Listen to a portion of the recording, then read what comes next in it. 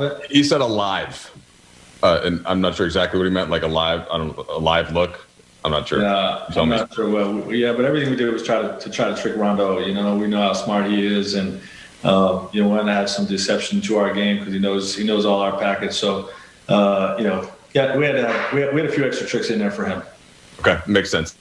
Frank, that second unit with LeBron went on an 8-0 run at Boston to start the fourth quarter. I believe it was 11-0, and then finished the third on a 5-0 run. What did you see from that group again, and then how key was that?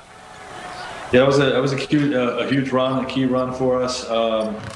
We got, again, just like you got four energy guys around Bron. And, Trez continues to finish at a high rate at the rim. Taylor's giving us a good lift. AC, I thought Kuz played really well, made some great extra passes, which was, when we struggled the last three games offensively, we wanted to return to that extra pass mindset. And, I thought Kuz led with regard to that in that stretch. But both games, that rotation is, one that worked for us.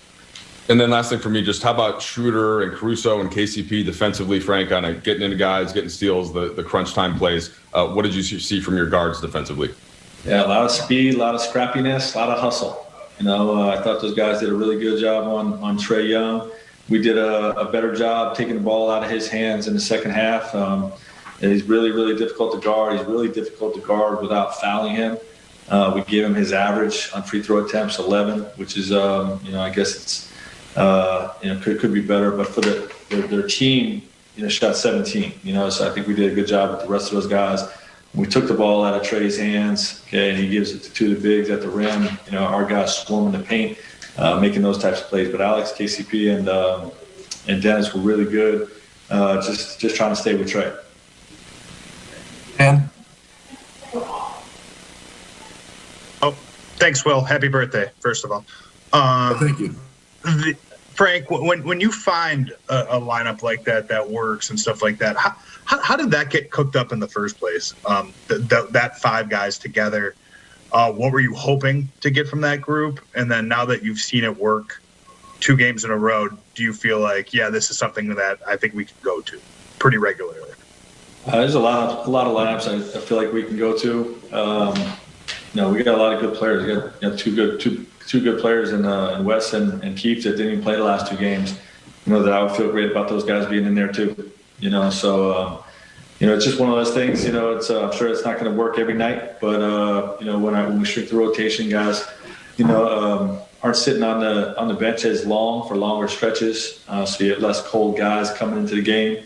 And I think our group benefited from those types of adjustments.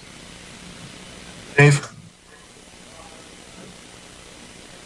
Frank, did that exchange between the courtside fans and some of your players in the fourth quarter expose anything to you in terms of, the league has enacted protocols that the players must follow? You guys can't even hug the opponents after the games.